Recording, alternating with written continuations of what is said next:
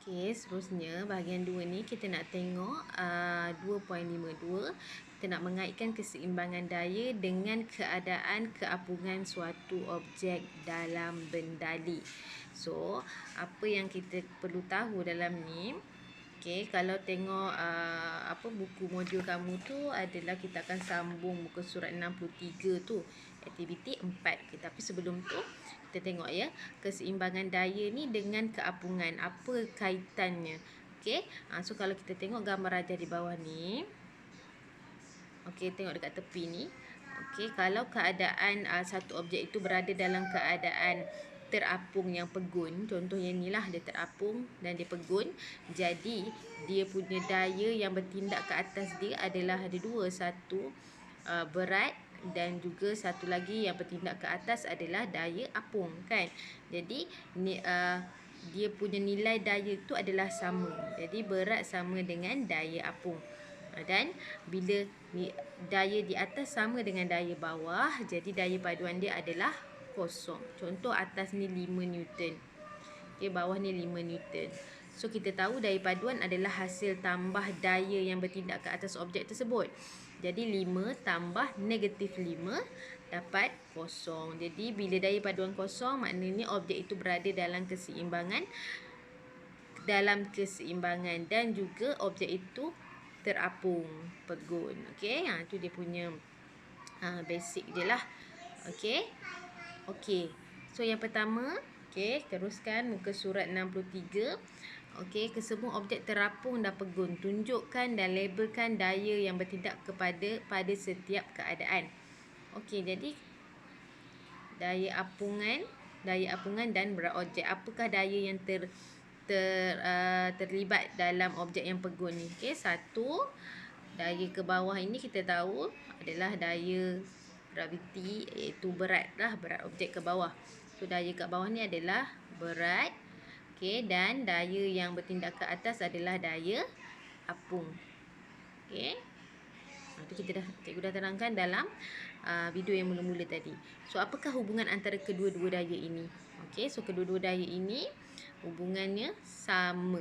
Okey. Nilai di atas tadi sama dengan daya apung sama dengan berat. Okey. Okey, inilah ya. Ni berat, atas ni daya. Okey, jadi kalau nilai atas dengan bawah tu sama, maknanya daya paduan dia kosong. Okey, seterusnya. Untuk kapal pun sama. Okey, berat ke atas tu daya apungan. Okey. Untuk kes yang dalam bekas tu pun sama. Okey, batu di bawah, daya yang bertindak ke bawah adalah berat dia dan bertindak ke atas adalah dia punya daya apung. Sama juga dengan belon udara panas tersebut. Okey. So, cikgu nak kamu labelkan semualah. Okey, sampai muka surat 64 tu. Okey, so labelkan apa daya yang bertindak ke atas objek tersebut. Okey, nombor 2. Okey, nombor 2, sebiji apple terapung pegun di dalam air. Okey, so bila dikira kat situ jisim apple, kat sini awak boleh nampak jisim apple dia berapa? 200 gram. Okey. Kalau berat apple, berat dah buat macam mana? Tukar dalam Newton lah, sebab berat adalah daya. Okey, jadi 0.2 kg ditukarkan yang ni dalam 200 gram kepada 0.2 kg. Kemudian 0.2 kg nak tukarkan kepada berat. Di sini nak tukar kepada berat. Berat adalah daya, kan, dalam unit Newton. Jadi darab 10. Okey, dapatlah 20 Newton. So sekarang kita bandingkan berat apple dengan berat air yang disesarkan. Okey. So berat apple. Okey, so jisim bikar kosong 0.13. Okey, jisim bikar kosong tambah dengan air yang disesarkan tadi. Okey, 0.33. Jadi jisim air yang disesarkan adalah 0.20. Okey, faham kan masa mana dapat ni? Mula kita timbang dulu bikar tu. Okey, kemudian bikar tu, kemudian kita rendamkan air. Rendamkan air, kita masukkan apple. So air yang terkeluar atau air yang terlebih tu kita timbanglah bersama bikar kosong tadi. Jadi 0.33 yang ni lah okay, yang ni nilai ni. Bila kita timbang air dengan bikar 0.33. Jadi macam mana kita nak tahu air saja, kita tolaklah jisim bikar tadi.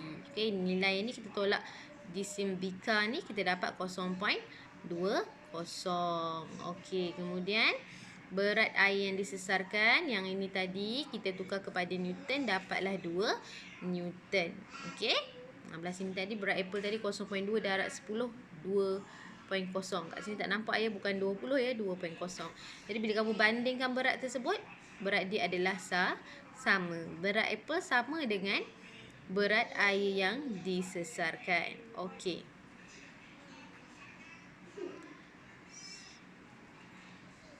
Okey, soalan ketiga dia, nyatakan syarat supaya objek boleh terapung pegun atas air. Okey, nyatakan syarat supaya objek boleh terapung pegun atas air. So jawapan dia, kalau dia nak satu objek itu terapung, mestilah berat objek itu sama dengan daya apungan. Okey, atas dengan bawah daya dia sama, baru objek tersebut terapung. Okey. Okay, seterusnya kita tengok beberapa situasi. Okey, katalah daya apungan sama dengan berat objek. Okey, sini katalah cikgu letak daya apung dia 5 Newton, berat dia 5 Newton.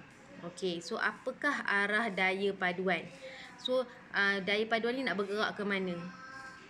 Sini 5, sini 5. Adakah dia akan bergerak? Kalau kamu tolak, kalau kamu tambah daya paduan, nilai dia adalah kosong kan? Daya paduan kamu tambah 5 sama dengan 5 tambah 5 ni tambah bawah ni, sebab dia arah yang berbeza, negatif 5. So nilai dia adalah kosong. So arah dia bergerak tak? Tak bergerak kan? So daya ini seimbang atau tidak seimbang? Seimbang lah. Okey. Okey. Apa berlaku pada objek kalau daya seimbang? Okey, dia pegun, dia tidak bergerak. Okey, sekarang yang kedua, cikgu buat daya apung ni lebih berat daripada daya apung lebih kecil daripada objek. Okey, sekarang cikgu letak daya apungan ni 3 Newton. Okey, berat ni 5 Newton. Okey, jadi kamu rasa dia akan bergerak ke mana objek tersebut? Dia mestilah akan bergerak dengan dekat yang daya yang lebih besar, betul tak? Jadi dia akan ikut daya lebih besar lah. Mungkin dia akan bergerak ke bawah. Okey. So dia seimbang ke tak seimbang? Tidak seimbang lah. 1, 3 atas bawah pun 5 kan. Jadi apa berlaku pada objek? Dia tenggelam ke ataupun dia tenggelam ataupun dia terapung? Dia lebih tenggelam lah ke bawah. Okey. So objek pecut ke bawah dan sebaliknya. Okey, seterusnya katalah daya apung ni besar pula. Okay, katalah daya apung ni 10, bawah ni 5. Jadi dia akan bergerak ke mana? Dia akan ikut yang lebih besar kan? Yang lebih besar 10. So dia akan bergerak ke atas. Seimbang ke tidak? Memanglah tidak seimbang. So apa yang berlaku pada objek? Objek akan bergerak ke atas. Dia akan pecut ke atas. Okey. Seterusnya Okey, seterusnya ni dia nak kita cari apa nama ni, bukan kita nak tengok hubungan antara daya apungan, ketumpatan dan juga isi padu bendali tersesat. Seterusnya kita nak bergerak paling yang ke bawah sekali tu, kita nak cari persamaan untuk daya apungan. Okey. So ini dia punya panggil apa? Derive lah. Okey, kita nak mencipta dia punya formula itu. Okey, so daripada prinsip Archimedes, tulis persamaan untuk daya apungan. Okey, apa dia dalam prinsip Archimedes sebelum ni tadi? Okey, so kita tahu dalam prinsip Archimedes menyatakan daya apung sama dengan berat air disesarkan. So FB ni sama dengan W. Okey, kemudian yang kedua, tulis persamaan untuk daya apungan dalam sebutan jisim air disesarkan. Okey, M dan juga percutan graviti. Okey, so daya apungan juga formula lain dia adalah berat air yang disesarkan. Berat air yang disesarkan tadi ni mg lah. Okey. Okey, semula. Okey, pertama tadi daya apung sama dengan berat air disesarkan. Okey, FV sama dengan W berat air disesarkan. Okey, kemudian dia suruh nyatakan dalam bentuk M dan G. Okey, yang macam ni. Okey, cikgu tunjuk sikit. So, sini F, V, W ni sama dengan mg. Okey, berat sama dengan formula dia adalah mg. So, kita nyatakanlah dalam bentuk macam ni. Okey, kemudian diminta tulis persamaan daya apungan isi padu air disesarkan, pecutan graviti dan ketepatan cecair disesarkan. P sama dengan M PV. So M ni kamu gantilah dengan PV. So dia minta macam tu je lah. FV sama dengan M2 tadi dia minta kamu gantikan dengan PVG. Okey, P ni ketumpatan, kita panggil rho V G. Okey. Kemudian tulis persamaan untuk daya apungan dalam bentuk sebutan berat objek di udara dan berat objek dalam air ketara. Okey. So yang tu kita samakan yang ni tadi dengan, kita tengok ini yang pertama tadi mg, kemudian yang kedua ini cikgu buat tadi rho vg, kemudian yang ketiga ini formula lain untuk daya apung berat di udara tolak berat di dalam air. Kemudian tulis persamaan untuk daya apungan apabila terapung. Ini FB sama dengan berat objek dan juga FB daya apung sama dengan berat objek, samalah juga dengan rho V G. Ini tak ada apalah ya, jangan pening kepala sangat. Yang pentingnya kamu kena ingat inilah formula-formula untuk mencari daya apungan. Okey. Daya apungan kita boleh cari dengan daya apungan tu kita boleh cari dengan mencari berat air disesarkan, ataupun kalau diberi nilai rho Vg pun kita boleh cari daya apungan formula kedua. Dan daya apungan juga kita boleh cari berat di udara tolak berat di dalam air, iaitu dia kehilangan berat tu. Okey. Dan kat sini berat sama juga dengan berat objek. Inilah ya, yang bawah sekali rho Vg. Okey, itu sahaja untuk yang muka surat berapa ni, muka surat 64 tu. Okey, seterusnya kita pergi kepada muka surat 65. Kita nak tengok aplikasi prinsip Archimedes ni.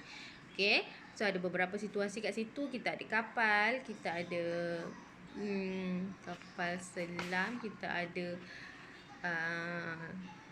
banyaklah ya, balon udara panas, dan ada lagi belakang tu. So kita tengok satu-satulah. Okey, yang pertama, nyatakan syarat untuk kapal terapung pegun. Apa tadi syarat untuk kapal terapung pegun? Terapung pegun mesti berat dia sama dengan daya apung, ataupun berat kapal sama dengan berat air laut disesarkan. Air laut disesarkan ini maksudnya daya apung lah. Okey. Kemudian terangkan mengapa kapal dibuat daripada keluli akan terapung atas air, tapi sebongkah keluli dia akan tenggelam. Kenapa? Okey, sebab apa jadi macam tu? Kalau satu kecil je, kalau baling dalam air tenggelam. Tapi kapal yang sebesar-besar ni tak tenggelam pula. Jadi kat sini keluli kita akan bercakap, kita akan menerangkan dalam konsep tumpat dan tak tumpat. So kalau tumpat dia akan tenggelam, kurang tumpat terapung. So keluli lebih tumpat daripada air. Jadi sebongkah keluli akan sesarkan sedikit isi padu air sahaja. Okey. Jadi berat air disesarkan sangat besar, jadi daya apungan ke atas kapal sangat besar. Okey, faham tak kat situ? Dia kata keluli yang kecil tu sebabnya keluli lebih tumpat daripada air. Jadi bila kamu rendam dia, air yang disesarkan tu sikit. So air disesarkan sikit maknanya daya apung dia sikit. Tapi kalau keluli yang lebih besar, okey, berat kapal yang lebih besar, dia akan menyesarkan air yang lagi banyak. So daya apung dia lebih besar. Jadi dia terapung lah. So berat kapal ni sama dengan berat air yang disesarkan. Okey, ini nanti awak tengoklah video ni ya.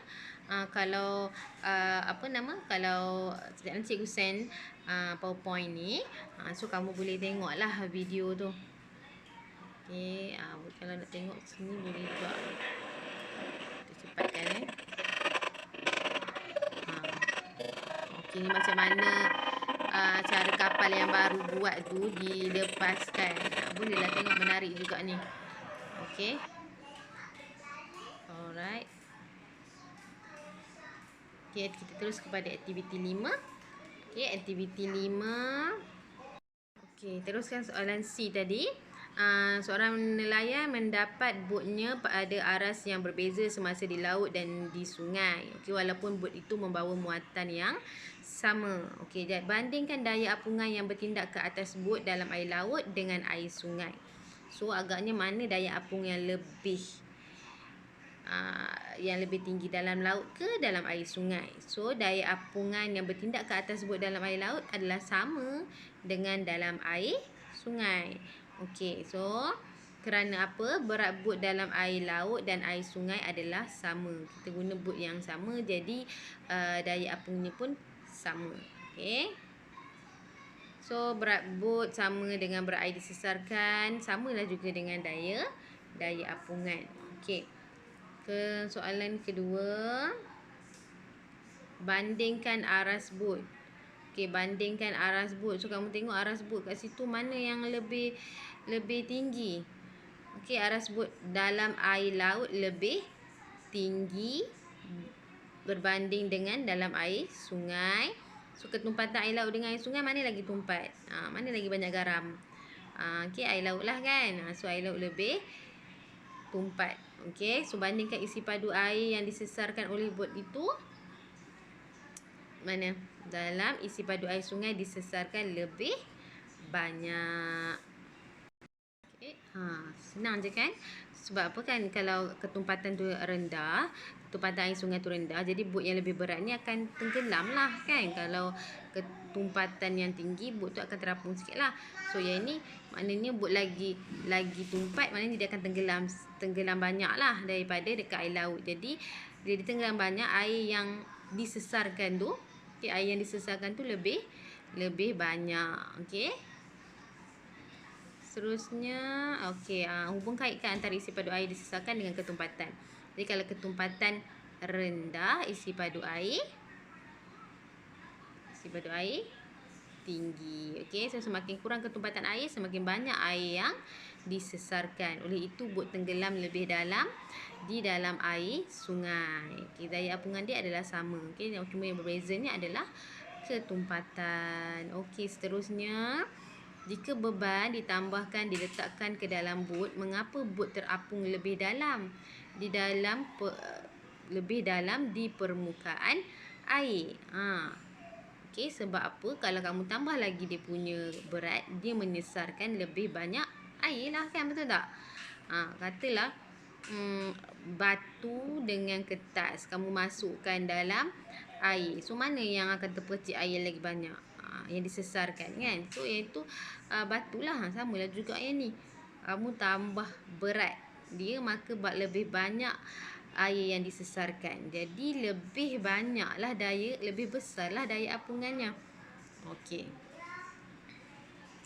So, apakah fungsi garis plimsoll pada kapal? Okay, dekat kapal ni dia ada garis plimsoll. Cikgu pun tak pernah tengok lah kan. Tapi adalah garis plimsoll. Apa fungsi garis plimsoll ni? Okay, pernah masuk dalam soalan SPM. Jadi, kamu kena tahulah. Okay, fungsi dia adalah membantu menentukan arah selamat bagi sebuah kapal untuk terapung. Okay. Tengok kat situ kita ada air tawar tropikal, air tawar, air masin. Dia adalah dia punya bacaan tu. Okay, so kenapa dia kata garis tu berbeza? So, awak pun dah boleh nampak kat situ ada air tawar, air masin. So, apa yang berbeza air tawar dengan air masin ni? Dia berbeza dari segi ketumpatan. Okay. Terdapat perbezaan suhu air laut berbeza, oleh itu ketumpatan air laut juga berbeza mengikut lokasi. Jadi, ketumpatan air bergantung kepada suhu air. So, kalau kata air laut dekat kawasan yang sejuk, ada salji tu, so lainlah dia punya ketumpatan dia. Okey. So, ketumpatan air ni bergantung juga kepada suhu air. Okey. So, seterusnya apabila kapal yang dimuatkan sehingga garis T di pelabuhan Kelang berlayar masuk ke Sungai Kelang, arah sungai itu mencecah garis TF. Kenapa? Asalnya dia dekat T, kemudian dia masuk Sungai Kelang, so arah tu jadi TF, air tawar.